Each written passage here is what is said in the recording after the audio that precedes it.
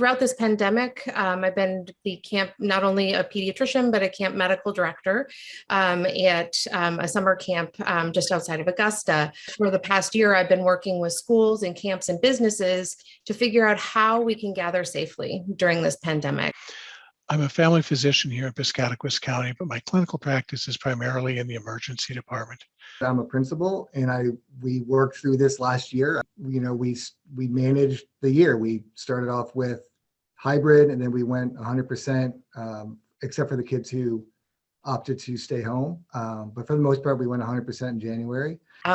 Really tried and true public health interventions like masking and distancing, cohorting, early identification of disease, health screening, all of these things work together like they always have to prevent infectious disease spread and to mitigate its spread.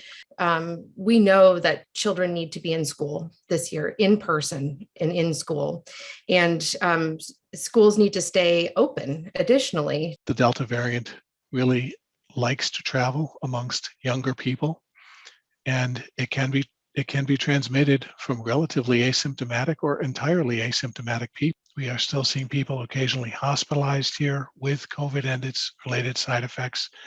And the vast majority of those people are unvaccinated. In fact, I don't know that I've seen a vaccinated person hospitalized here in ever, basically.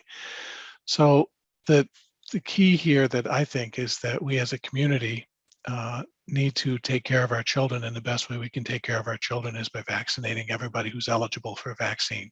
Because I'm an elementary principal, I look at our kids and, they're at the mercy of everybody else because they don't have an option to get it. So, if they go home to older brothers or sisters or to parents and, they can get it and bring it to school. So when I was deciding whether or not to vaccinate my 12-year-old, I did that risk benefit analysis of, what do we know about the disease in children?